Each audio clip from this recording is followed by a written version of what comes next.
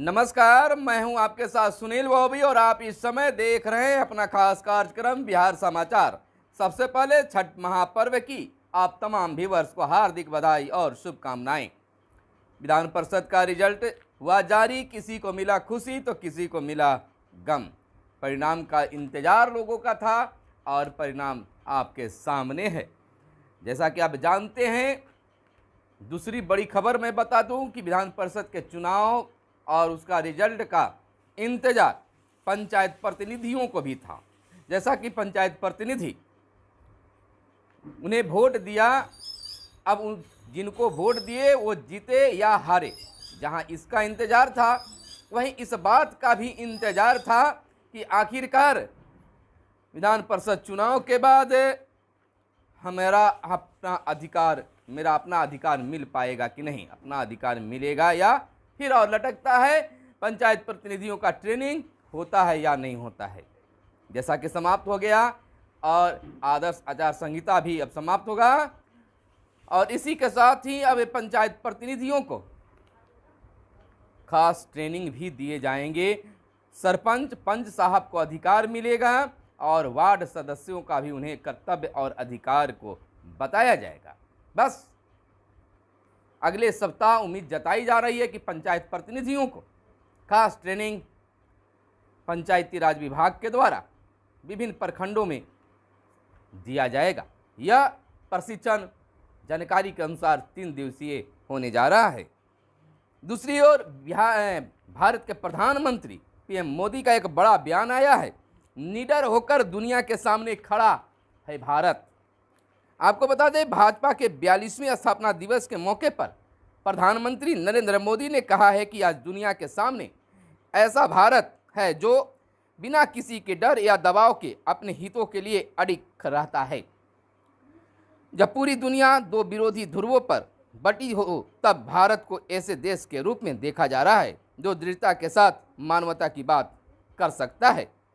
नीति है तो नियत भी, प्रधानमंत्री का यह बयान है। प्रधानमंत्री ने कहा, देश बदल रहा है, देश आगे बढ़ रहा है, देश अपने हितों के लिए अडिग रहता है। देश के पास आज नीति भी है, नियत भी है। देश के पास निर्णय शक्ति भी है और निश्चित शक्ति भी है। इसलिए आज हम लक्ष्य तय कर रहे हैं और उन्हें पूरा कर भी रहे हैं।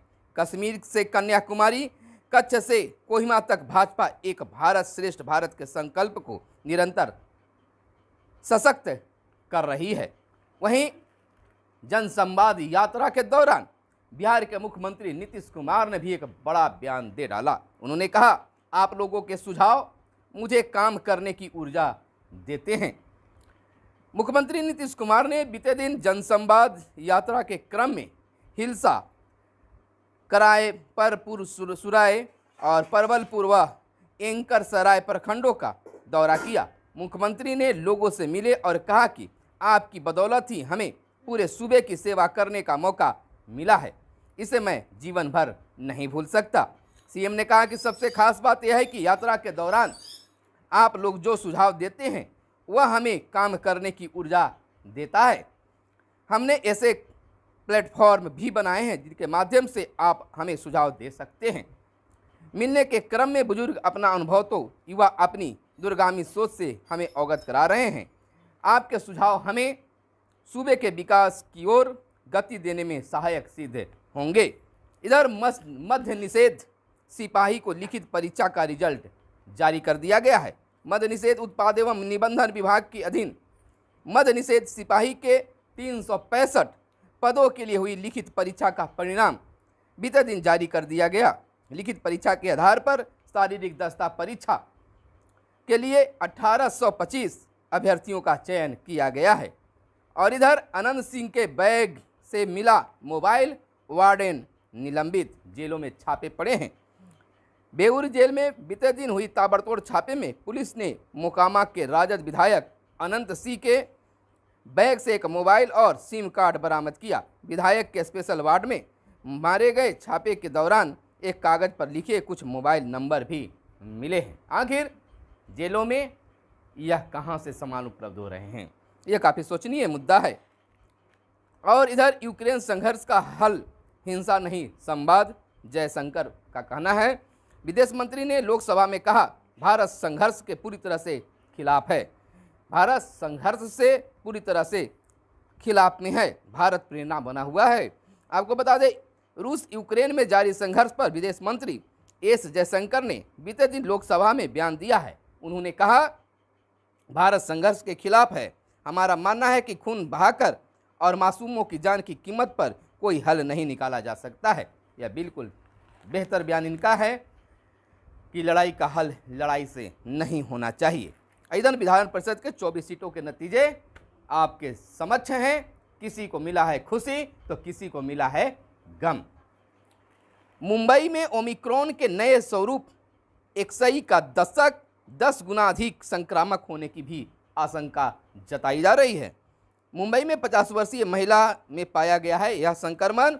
और शिकायत की अगर बात कर लें तो राउत पर सख्ती से नाराज पवार मोदी से मिले। 20 मिनट तक विभिन्न मुद्दों पर हुई बातचीत। संजय राउत पर ईडी की कार्रवाई का मुद्दा भी उठा है। तो बिहार की खबरों से अपडेट रहने के लिए हमारे साथ आप जुड़े रहें। आपको बता दें, खाना भोजन सुबह 9 से पहले और शाम 6 बजे के बाद बनाएं। परेशानी हो तो यहाँ पर फ़ोन करें, यानी कि 0612 2294 20 पर कॉल करने के लिए कहा गया है। एक नंबर और जारी किया गया है 0612 और टेलीफोन नंबर है 2294 20 6। यानी कि भीषण गर्मी के बीच तेज हवा चलने के कारण अगलगी की आशंका को देखते हुए बिहार राज्य आपदा प्रबंधन प्राधिकरण ने एडवाइजरी जारी की है। इसके तहत लोगों से कहा गया कि वे खाना सुबह 9 बजे के पहले और शाम 6 बजे के बाद ही बनाएं। विशेषकर झुग्गी झोपड़ी में रहने वाले लोगों से अपील की गई है कि वे इस नियम का हर हाल में पालन करें। बिल्कुल हर जगह से इन दिनों सूचना मिल रही है अगलगी की। कई घर जल जा रहे हैं, पूरा सामान जल कर राख हो जा रहा है। तो सुरक्षा का ख्याल रखना बहुत ज़रूरी है।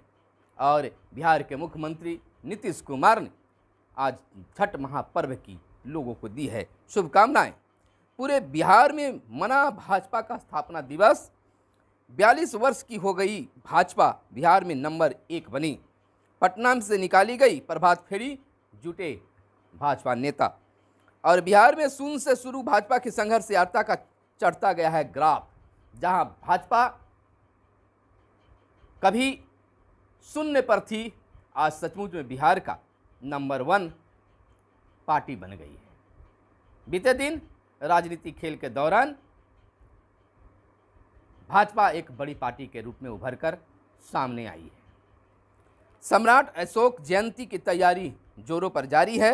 महंगाई के खिलाफ आज से विरोध सप्ताह भाकपा माले के द्वारा। और 2187 पदों के लिए 14 से कर सकेंगे आवेदन। बिहार कर्मचारी चयन आयोग तृतीय स्नातक स्तरीय संयुक्त परीक्षा के लिए 1 से 2 दिनों में विज्ञापन जारी कर देगा। आयोग की ओर से 2187 पदों के लिए 14 अप्रैल से आवेदन की प्रक्रिया शुरू हो जाएगी। अंतिम तिथि 17 मई तय की गई है।